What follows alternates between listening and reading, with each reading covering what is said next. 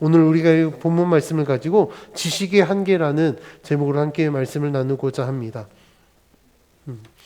예수님께서 우리가 계속해서 이제 본문을 통하여서 예수님 이제 성전에 올라가서 말씀을 가르치는 가운데 이 예루살렘 사람들이 예수님을 보고 이제 놀란 거예요. 그래서 오늘 본문 25절에 어떤 사람이 말하되 이는 그들이 죽이고자 하는 그 사람이 아니냐.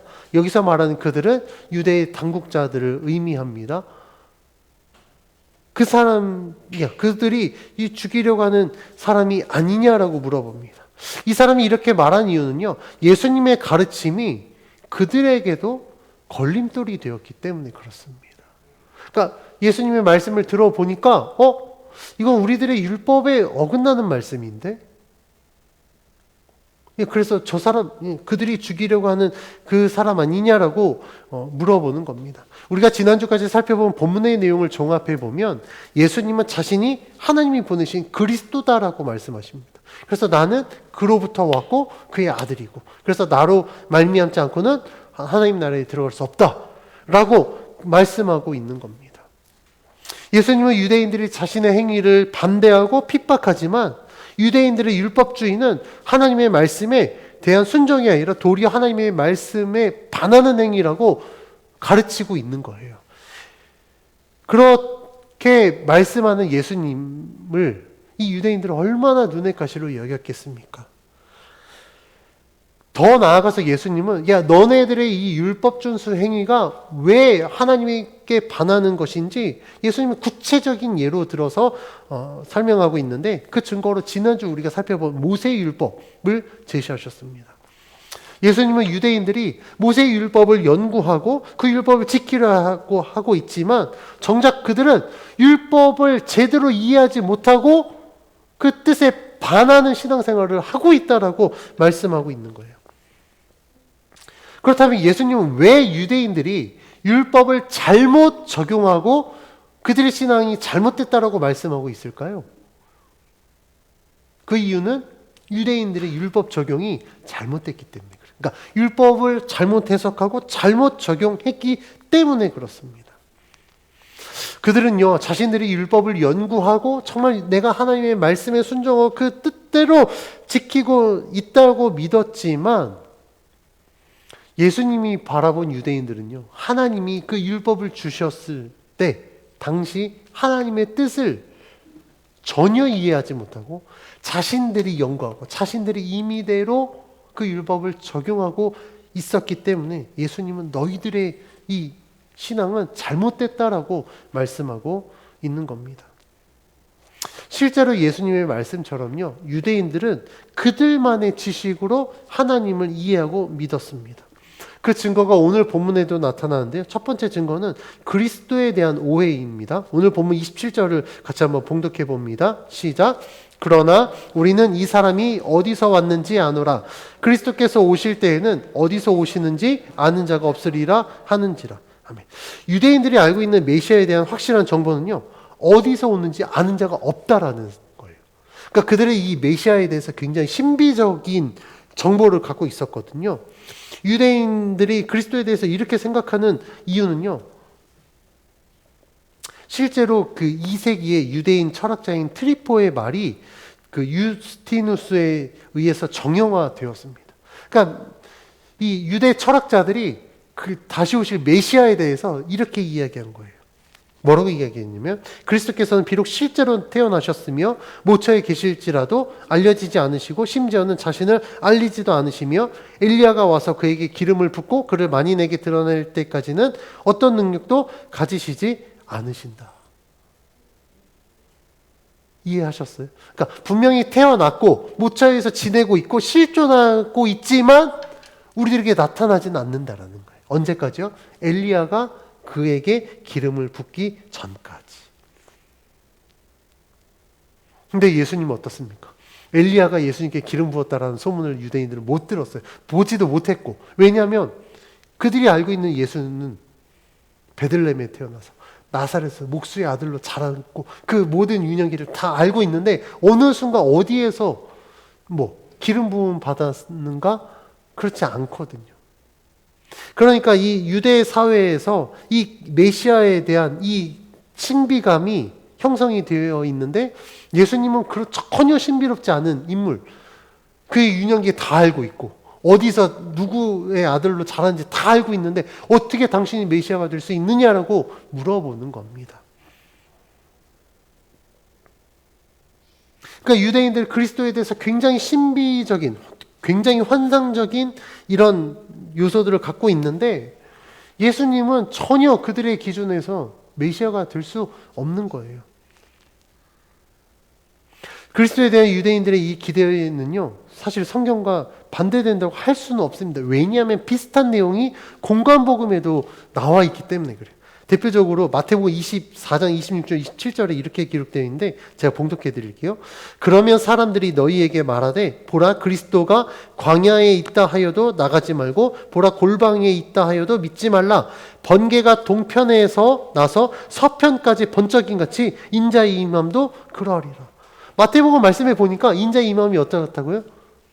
우리 표현으로 따지면 홍길동처럼 동해 번쩍 서해 번쩍 번개가 여기 저기 치는 것처럼 인자의 임함도 우리가 알지 못하는 사이에 임할 수 있다라고 복음서에 분명히 기록되어 있어요.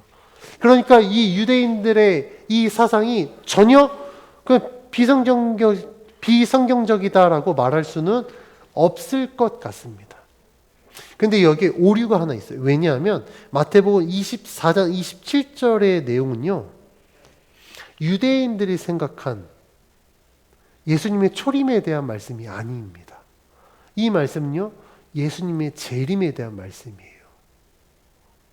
그러니까 예수님이 재림하실 때가 되면 사실 이 말씀에서 이야기한 것처럼 너희에게 말하되 그리스도가 광야에 있다, 골방에 있다, 자꾸 이야기한다는 거예요. 이건 뭘 의미하냐면 그때가 되면 적그리스도, 거짓 선지자들이 출현하게 될 건데 여기저기서 내가 그리스도다라고 막 출현할 텐데 야 너네 그것에 미혹되지 말라라고 이야기하는 거예요. 왜냐하면 그리스도의 다시 오심은 27절에 기록된 것처럼 번개가 동편에서 서편에서 번쩍인 같이 갑자기 오실 것이다 라고 말씀하고 있는 겁니다. 그러니까 이 말씀은 예수님의 초림을 이야기하는 게 아니기 때문에 유대인들이 이야기하는 것처럼 그런 어떤 신비적인 요소가 성경에서도 이야기하고 있지 않느냐라고 말할 수 없다라는 겁니다. 다시 오늘 본문으로 돌아와서 유대인들이 예수님을 그리스도로 믿지 못하는 이런 증거들, 그것은 잘못된 사실 증거들입니다. 두 번째 증거는요, 그들은 예수님에 대한 확실한 정보를 갖고 있었다라는 거예요. 이 확실한 정보는 어떤 정보입니까? 베들레헴에 태어나서 나사렛에서 요셉의 아들, 목수의 아들로 자라왔다라는 이 너무나도 확실한 증거가 있었기 때문에 그래요. 그들의 관점에서 분명히 그리스도는 어디서 왔는지, 어디서 자랐는지 몰라야 됩니다. 엘리야가 기름 붓는 그 순간에 짜잔하고 그리스도가 되어야 되는데 그들은 이미 이 예수님에 대해서 너무나도 확실한 증거를 갖고 있었던 거예요. 그렇다 보니 이들은 예수님을 그리스도라고 믿을 수도 인정할 수도 없었던 겁니다. 그런데 예수님은 자신이 그리스도라는 사실에 대하여서 이 유대인들이 의문을 제기하는데 자신이 왜 그리스도가 될 수밖에 없는지를 오히려 다시 말씀하고 있습니다. 그 내용이 오늘 본문 28절 29절인데요. 같이 한번 읽겠습니다. 시작. 예수께서 성전에서 가르치시며 외쳐 이르시되 너희가 나를 알고 내가 어디서 온 것도 알거니와 내가 스스로 온 것이 아니니라. 나를 보내신 이는 참되시니 너희는 그를 알지 못하나 나는 아노니 이는 내가 그에게서 낳고 그가 나를 보내셨음이라 하시니. 아멘. 예수님은요, 유대인들이 예수님에 대해서 알고 있는 정보를 인정하셨습니다. 야, 너희가 알고 있는 정보, 오케이, 맞아. 그래서 28절에 너희가 나를 알고 내가 어디서 온 것도 알고 있다 인정하십니다. 그 정보, 오케이, 맞아. 그런데 그게 다가 아니라는 거예요. 그래서 예수님은 유대인들의 정보 자체를 부정하지 않지만 그들의 정보가 오히려 예수님을 그리스도를 믿지 못하게 만드는 함정이다라는 사실을 강조합니다. 왜냐하면 유대인들이 갖고 있는 정보, 요셉의 아들이었고 목수의 아들로 자랐다는 이 정보는요, 예수님을 그리스도로 믿기에 충분하지 않은 정보였기 때문에 그렇습니다. 그러니까 예수님에 대한 일부분의 정보였기 때문에 이 정보만으로는 예수님이 그리스도다라는 사실을 믿을 수 없었던 거예요. 그래서 예수님은 자신에 대해서 이야기하는데, 자신은 그리스도로 이 땅에 오신 것은 자신의 의지, 그러니까 예수님의 의지가 아니라 하나님의 뜻에 의해서 하나님 보내셨기 때문에 내가 이 땅에 그리스도로 왔다라고 고백하고 있습니다. 그리고 예수님은 자신을 보내신 이는 참되시다라고 말씀하고 있는데, 28절에 기록된 참된이라는 단어는요, 헬라어 알레디노스입니다. 그런데 이 알레디노스는요, 요한복음 기자의 어휘에 있어서 이 단어는 하나님의 성품을 의미합니다. 그러니까 참된이라는 이 단어는 하나님의 성품을 의미하고, 하나님은 거짓되지 않고 참되시다라는 사실을 강조하고 있습니다. 그래서 예수님은 자신을 이 땅에 보내신 성부 하나님, 그분이 참되시기 때문에 자신이 그리스도로 이 땅에 온 것, 이 사실도 부정할 수 없는 참된 사실이다라고 말씀하고 있는 것입니다. 예수님은요, 유대인들이 이 지식의 한계를 지적하면서 계속해서 말씀합니다. 예수님은 하나님은 참되시지만 유대인들은 그를 알지 못한다라고 이야기해요. 이 굉장히 충격적인 사실입니다, 유대인들에게. 왜냐하면 그들은 하나님의 언약 백성으로서 하나님의 뜻에 따라 살기 위해서 엄청나게 율법을 연구하였고, 그 율법을 준수하고 안식일을 지키고 제사를 지냈는데, 갑자기 뜬금없이 너희들은 하나님을 알지 못해라고 이야기하면 얼마나 자존심 상하겠습니까? 예수님이 이렇게 말씀하신 이유는요, 유대인들의 신앙이 하나님이 원하시고 기뻐하시는 신앙이 아니다라고 인정하셨기 때문에 그래요. 유대인들의 신앙, 예수님이 뭐라고 말씀하시죠?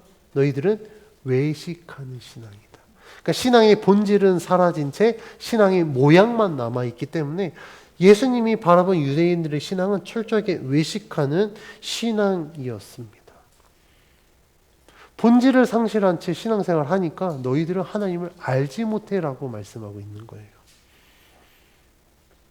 예수님이 유대인들을 향하여서 하나님을 알지 못한다고 말씀하신 또 다른 이유는요, 예수님 자신이 어디에서 왔고 왜 왔는지 그들이 알지 못하기 때문에 그렇습니다. 예수님은 29절에서 유대인들이 알지 못하는 하나님을 자신은 알고 있다라고 말씀해요. 너희들은 하나님 알지 못하지. 근데 나는 알고 있다. 왜냐하면 나는 그분과 함께 있다가 왔기 때문에. 라고 말씀하고 있습니다.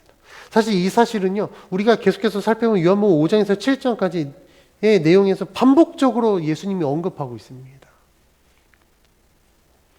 그래서 예수님은 자신이 그리스도다라는 사실을 하나님께로부터 사실과 자신이 하나님께로부터 왔다라는 모든 것을 이야기할 때 이것은 내가 스스로 증언하는 게 아니다라고 말씀하셨어요. 우리가 요한복음 5장 31절 32절 말씀에서 함께 살펴봤지만, 예수님은 나에 대한 나의 증언은 내가 하는 게 아니라 하나님께서 하시는 것이다 라고 말씀하고 있습니다. 자기가 이야기하면, 자기가 거짓말하고 꾸며내도 믿을 수가 없어요. 그렇죠? 그런데 내가 나에 대해서 하지만 그 이야기가 진짜라고 믿을 수 있는 것은 어떨 때 믿을 수 있을까요? 제가 사실 그런 말 잘 안 하긴 하지만, 제가 뭐 잘한다고 막 이야기해요. 제가 막 제 자랑하면 어떻습니까? 되게 꼴보기 싫죠. 인정하지 못할 거예요. 그런데 내가 하는 이야기를 누군가가 그것을 증명해 준다면, 정말 믿을 만한 누군가가 그 사실에 대해서 인정한다면 이야기는 전혀 달라집니다. 이건 그냥 내 스스로 하는 나의 자랑이 아니라 모두가 인정할 수 있는 사실이 되는 거예요.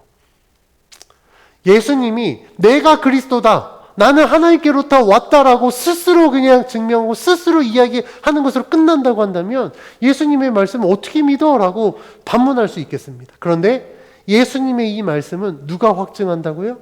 하나님이 확증하신다고요. 그리고 하나님이 증언하시기 때문에 예수님이 그리스도다라는 사실은 반박할 수 없는 사실이자 복음의 진리가 되는 것입니다. 그럼에도 불구하고 유대인들이 예수님을 믿지 못하는 이유는 아무리 예수님이 그렇게 이야기한다고 해도 그냥 저건 예수 자기 자신의 말일 거야. 저건 하나님의 말이 아니야 라고 그냥 그렇게 여겨버리기 때문에 그렇습니다. 아예 그냥 저거는 하나님으로부터 온 것이 아니야 라고 자기들 스스로가 딱 규정지었기 때문에 예수님의 말씀을 믿지 못하는 것입니다. 그런데 우리가 이 지금 전개되고 있는 이 사실들을 통해서 우리가 한 가지 볼 수 있는 아주 특이한 사실은 무엇이냐면 예수님은 그리스도에 대한 유대인들의 잘못된 지식에 대해서 비판만 하지 않으세요. 그러니까 다시 말하면 정죄만 하지 않으세요. 야, 니네 잘못했어. 니네 그러면 큰일 나. 이렇게만 하지 않으셨다라는 겁니다. 예수님의 말씀에 대해서 오히려 그들의 잘못된 지식을 바로 잡으려는 의도를 갖고 있습니다. 28절에서 예수님은요, 예수님의 행위에 대해서 뭐라고 이야기하냐면 지적하셨다가 아니라 가르치셨다라고 이야기해요. 그러니까 예수님은 유대인들에게 잘못된 것을 지적할 뿐만 아니라 그들의 잘못된 이 신앙을 바로잡기 위해서 어떻게 하셨다고요? 가르치셨다고요. 바른 것으로 가르치셨다라고 말씀하고 있습니다. 실제로 예수님의 가르침은요, 많은 사람들이 예수님을 그리스도로 믿게 했습니다. 예수님의 가르침을 통해 예수님을 그리스도로 믿은 사람들은요, 다음과 같이 고백하는데 오늘 본문 31절 말씀 함께 봉독합니다. 시작. 무리 중에 많은 사람이 예수를 믿고 말하되 그리스도께서 오실지라도 그 행하실 표적이 이 사람이 행한 것보다 더 많으려 하니. 이 자리에는 두 그룹이 나눠져 있습니다. 예수를 그리스도로 부정하는 유대인의 그룹과 예수님이 행하신 것을 보면서 저분은 진짜 그리스도다라고 믿는 이 두 그룹이 지금 존재하고 있거든요. 근데 예수님을 믿고 있는 이 그룹이 지금 31절에 우리가 봉독한 것처럼 이야기하는 거예요. 야, 이 사람이 행한 것이 앞으로 만약에 또 다른 그리스도가 온다고 할지라도 이 사람이 행한 것만큼 더 많은 기적을 행할 수 있을까? 이 말은 다시 말하면 예수님이 지금 행하신 것만으로도 이 사람들은 그가 그리스도이심을 믿기에 충분하다라는 겁니다. 아니, 도대체 얼마나 더 해줘야 그리스도를 믿는다는 거야? 이런 반문인 거예요. 이런 말을 유추해 봤을 때 한 가지 알 수 있는 사실은 아무리 진짜 엄청난 기적을 행한다고 할지라도 유대인들은 그리스도를 믿지 못할 거야 라는 사실입니다. 왜 그럴까요? 이미 그들은 자기들이 딱 규정한 사실을 맹신하고 있기 때문에 그렇다라는 겁니다.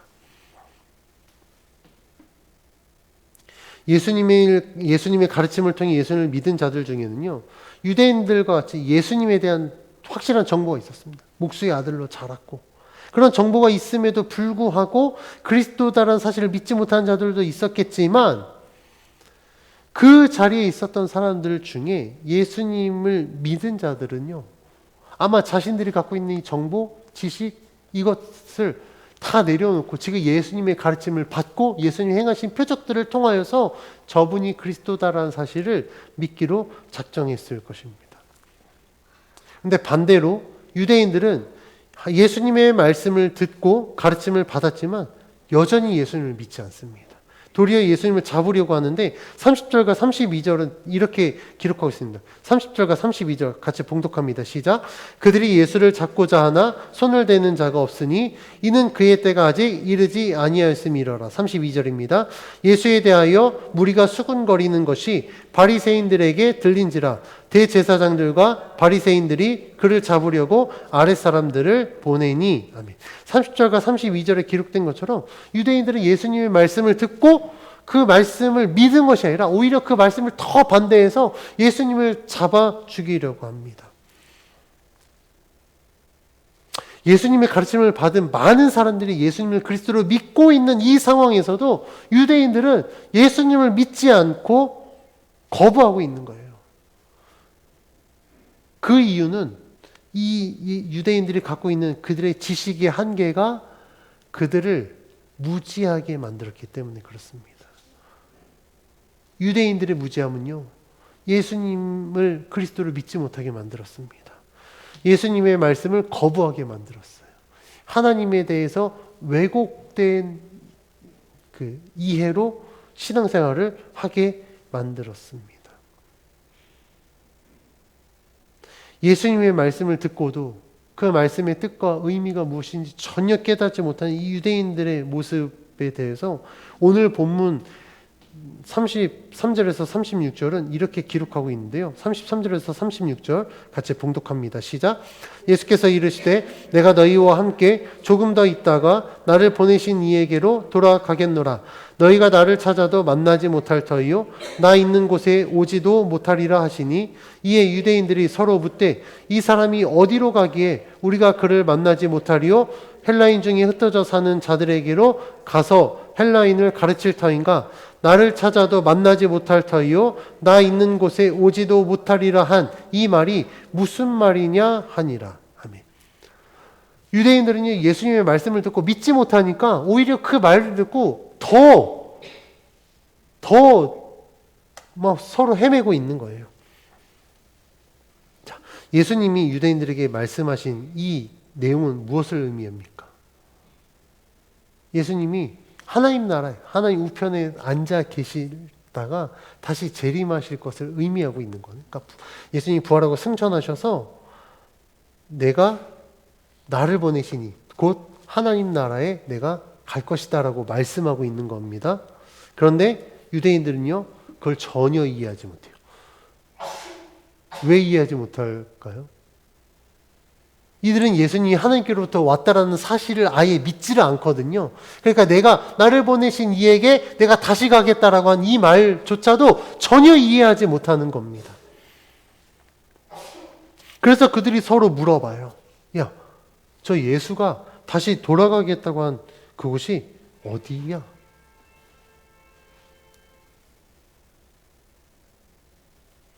그래서 그들이 서로 묻고 내린 결론이 무엇이냐면 35절 말씀에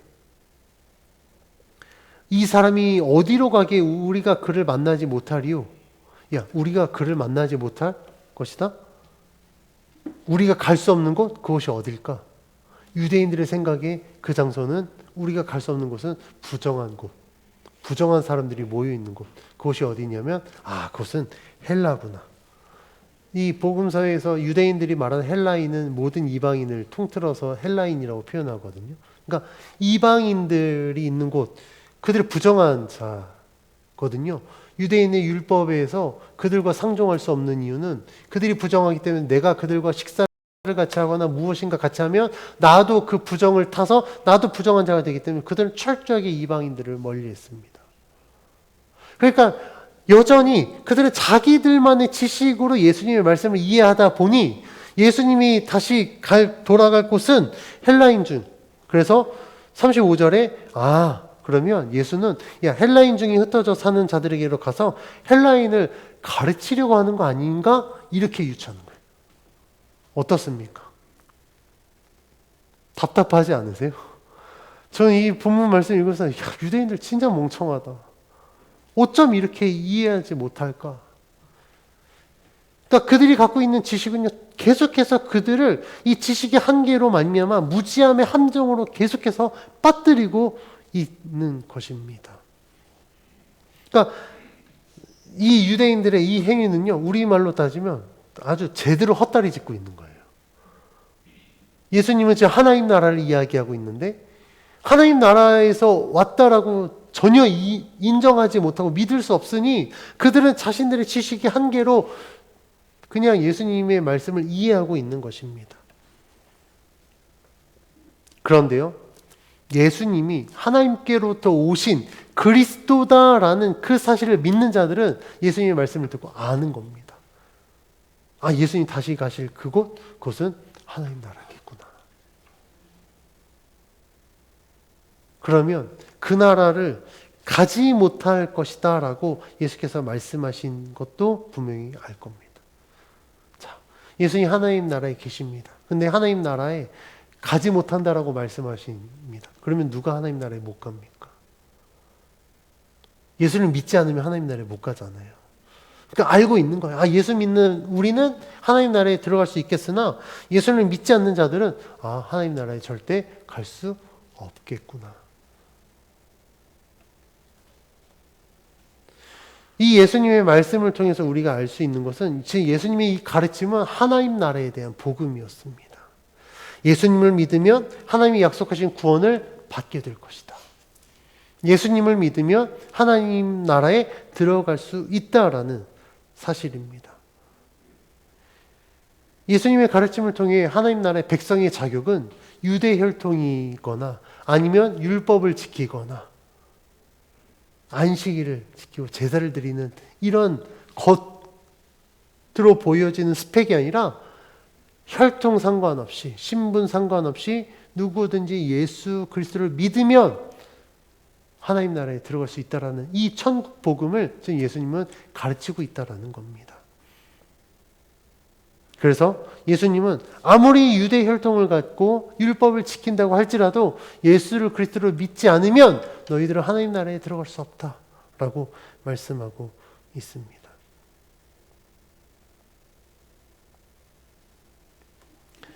예수님의 말씀대로라고 한다면 유대인들은요, 아무리 그 이전에 아브라함 때부터 아무리 자신들이 선택받은 백성이라고 할지라도 수천 년의 시간 동안 하나님을 믿는다고 율법을 지킨다고 했지만 그들은 결코 하나님 나라에 들어갈 수 없다라는 겁니다. 오늘 본문의 이 내용을 통해서 우리가 살펴봐야 될 것은 우리들의 신앙에 있어서 지식이 어떤 역할을 하고 있느냐라는 것을 좀 살펴보려고 합니다. 신앙에 있어서 지식은요, 분명히 필요합니다. 분명히 필요해요. 그런데 절대적이지는 않습니다. 다시 말씀드릴게요. 신앙에 있어서 지식 분명히 필요하지만 절대적이지는 않다라는 거예요. 왜냐하면 지식이 많으면 그러면 신앙이 좋을까? 비례하지 않다라는 겁니다.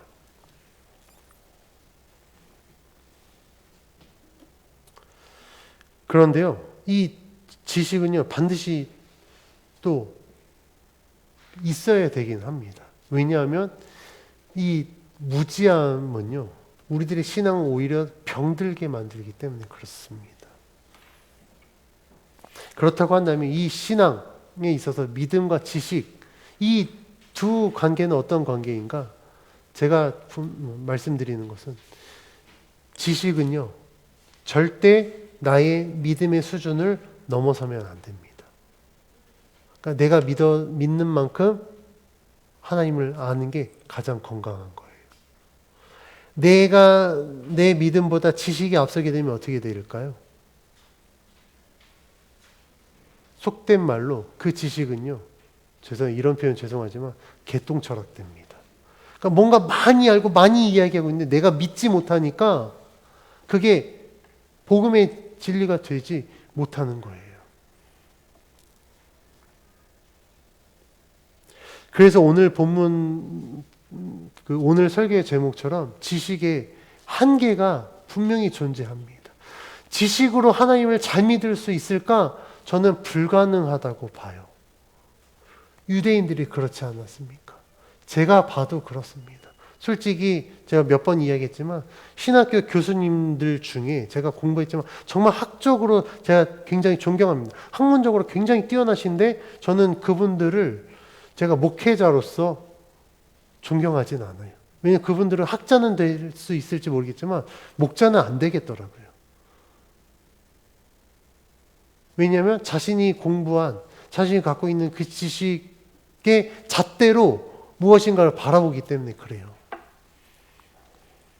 그런데 제가 신앙적으로 굉장히 도전받은 분들은 어떤 분들이 있냐면 교회에서 정말 신실하게 예수 믿는 권사님들이었습니다. 성도님들이 어떨 때는 웬만한 신학자들보다 훨씬 믿음이 좋아요. 하나님을 훨씬 더 정말 순수하게 믿더라고요.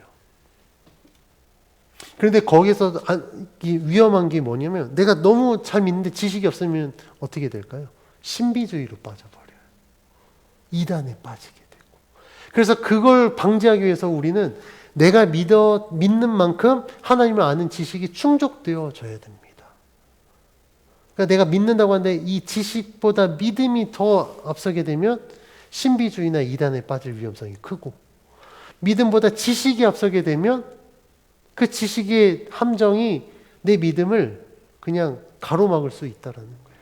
그래서 가장 건강한 신앙은요, 내가 믿는 만큼 아는 것, 그리고 아는 만큼 믿는 겁니다.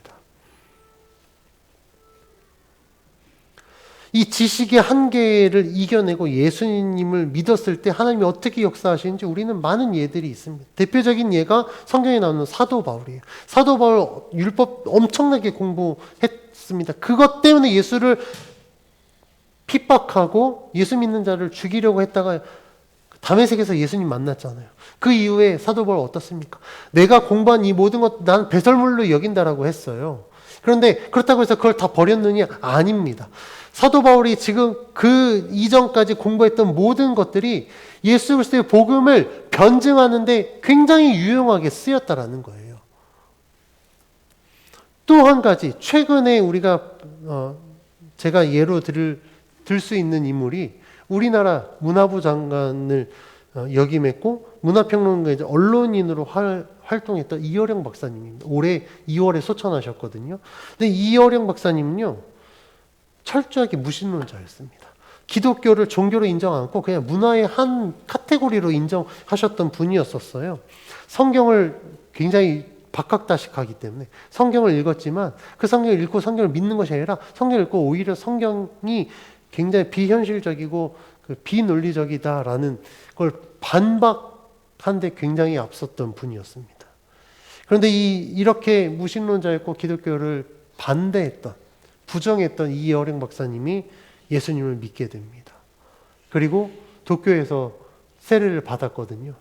그가 이렇게 회심할 수 있었던 가장 결정적인 역할을 했던 분이 그의 딸 이민아 목사님이에요.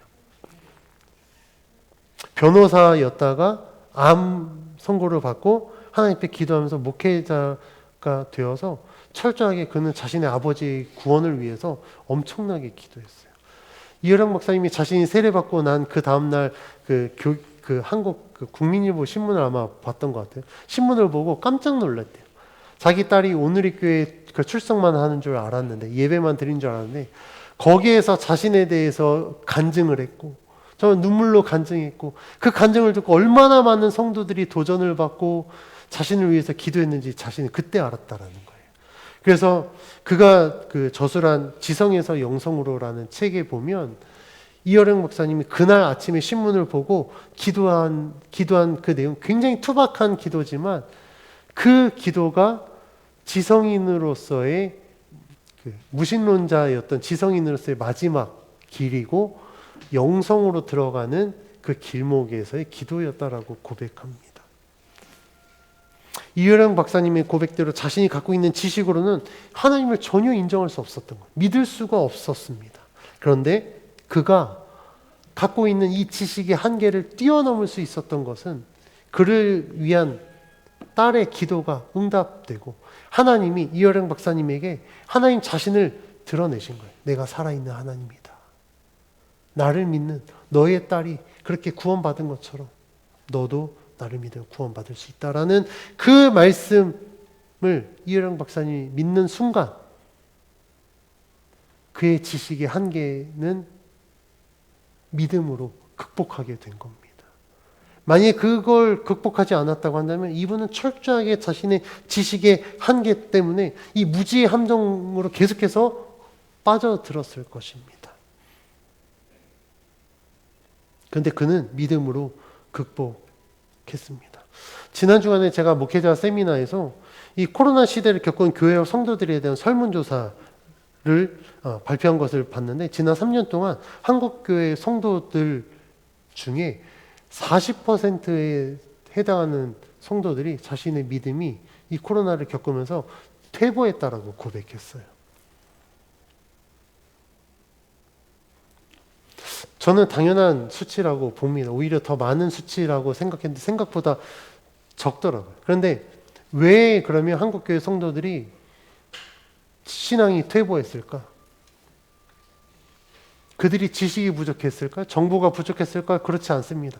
코로나 시대가 되면서 이 비대면 예배 유튜브가 더 활성화되다 보니, 너도 나 유튜브 하니까 유튜브에서 오히려 더 많은 지식과 정보를 얻을 수 있어요. 많은 사람들이 교회 안에서 제자 훈련이다, 성경 공부다 해서 지식 많이 알고 있습니다.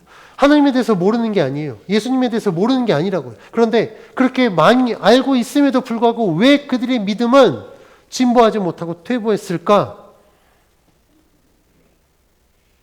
저는 그 원인에 대해서 그들이 갖고 있는 지식이 이 믿음을 끌어올리지 못했기 때문에, 다시 말하면 내가 아무리 많이 알고 있어도 내가 그 알고 있는 만큼 내가 믿지 못했기 때문에 믿음이 퇴보했다라고 봅니다. 우리가 하나님을 아는 지식 많이 아는 게 중요한 게 아니라 그걸 내 것으로 만드는 게 중요해요. 이건 무엇을 의미하냐면, 여러분들 아무리 좋은 음식, 몸에 좋은 음식 많이 먹어도 그걸 먹고 그게 나에게 정말 도움이 되려면 어떻게 해야 될까요? 잘 소화가 돼야 되잖아요. 소화 과정에서 거기 있는 영양분들이 내 몸으로 흡수되면서 내 몸이 건강해지는 거거든요. 그런데 좋은 음식만 먹었어요. 근데 이게 소화도 되기 전에 만약에 구토로 다 나와버린다면 좋은 음식 먹는 이유가 있을까요? 아니면 다 먹었어요. 근데 이게 탈이 나서 내 몸이 그걸 소화를 못해서 이게 그냥 다 그냥 설사하고 그걸로 다 나와버렸어. 먹긴 먹었는데 영양분은 하나도 흡수 안 되고 오히려 그거 먹는데 힘들었고 그거 버리는데 힘들었다라고 한다면 의미가 있겠냐는 겁니다. 좋은 음식 아무 소용이 없는 거예요. 우리들의 신앙도 똑같습니다. 아무리 많은 지식 갖고 와도 내가 그걸 소화해내지 못하면 오히려 우리는 그 지식의 한계로 인해서 무지의 함정으로 빠질 수밖에 없다라는 거예요. 그래서 이 성도들이 코로나를 겪으면서 많은 지식을 갖고 있음에도 불구하고 신앙이 퇴보한 이유는 실제로 삶에서 어려운 환경이 딱 닥쳤을 때 내가 갖고 있는 지식으로 이 문제를 해결하지 못하는 거예요. 왜냐하면 믿음의 확신이 없거든요. 이거 괜히 내가 이거 했다가 이거 잘못되는 거 아니야? 해본 경험이 없고 경험이 없기 때문에 믿음의 확신이 없다 보니 점점 믿음은 퇴보하게 되는 겁니다. 그런데 믿음으로 사는 사람은요, 내가 아는 만큼 내 삶에 믿음으로 적용했을 때 하나님이 어떻게 역사하시는지 압니다.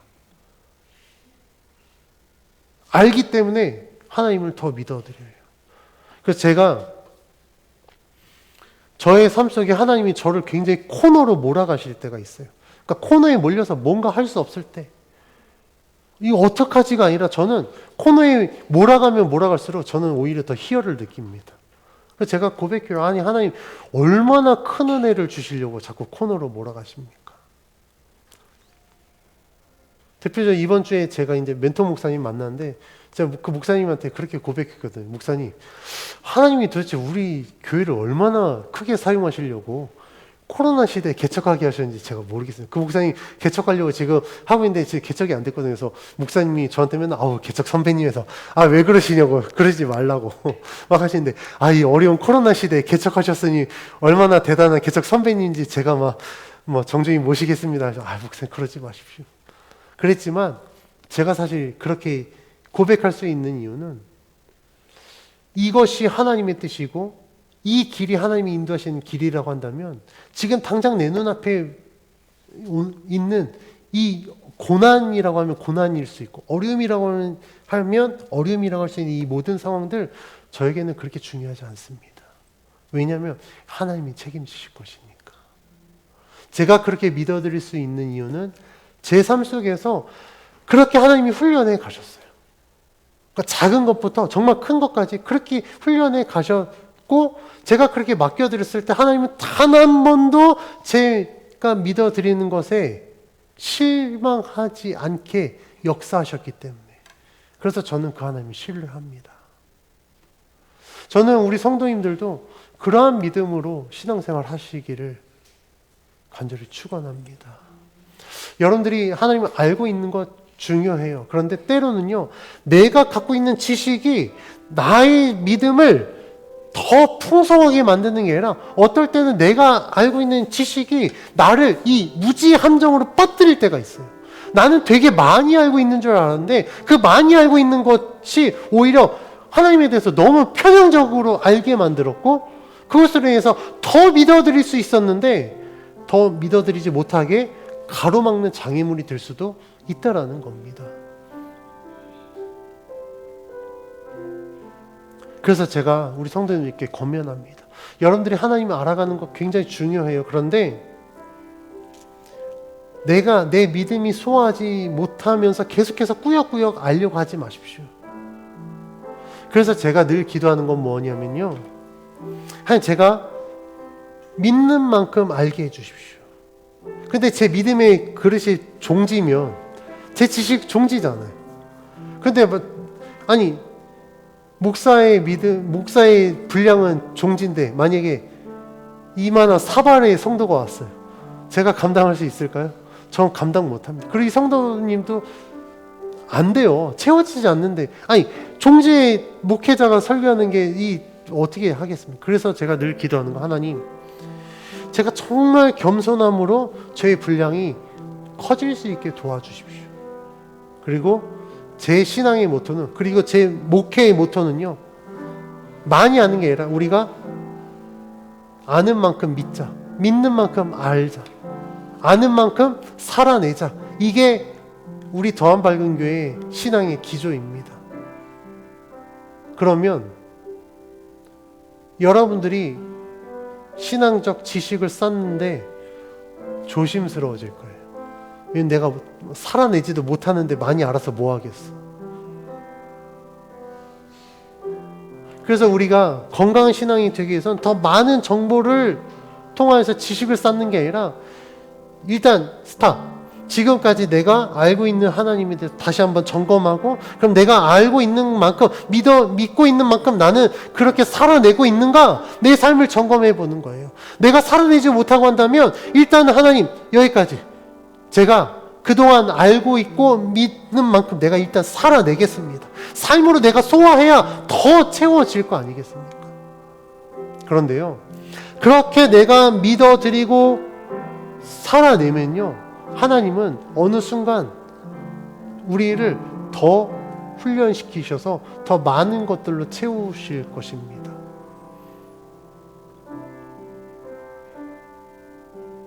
우리들의 신앙은요 몰라서 퇴보하는 게 아니에요. 유대인들이 지식이 없어서 예수 그리스도를 믿지 못하는 게 아닙니다.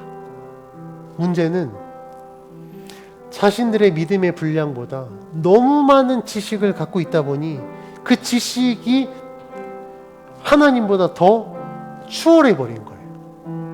하나님을 신뢰해야 되는데 하나님보다 지식을 더 신뢰하고 그것을 더 맹신하다 보니 하나님과 상관없는 신앙생활을 하게 되고 그렇게 왜곡된 신앙생활이 눈앞에 보이는 그리스도를 믿는 게 아니라 오히려 부정하고 핍박하게 되었다고요. 이게 유대인들만의 문제가 아니라 우리들의 문제가 될 수도 있습니다. 그래서 우리가 지식에는 분명히 한계가 있구나. 이 지식의 한계는 무엇으로 극복할 수 있느냐? 믿음으로 극복할 수 있습니다. 그래서 우리 성도님들이 정말 신실하게 하나님을 믿는 성도가 될 수 있도록 지식 우선주의가 아니라 믿음이 우선되고, 내가 그러면 그 믿는 만큼 하나님은 나의 그 믿음이 확증될 수 있도록 하나님께서 말씀으로 여러 가지 지식들로 채우셔서, 하나님 나의 믿음과 나의 이 지식이 잘 건강하게 균형을 이루어서 정말 내가 하나님이 기뻐하시는 믿음의 성도로 살아갈 수 있도록 하나님 저와 함께 해주십시오. 저를 도와주십시오. 저를 채워주십시오. 그렇게 기도하며 살아가는 우리 모두가 되길 주 이름으로 축원합니다.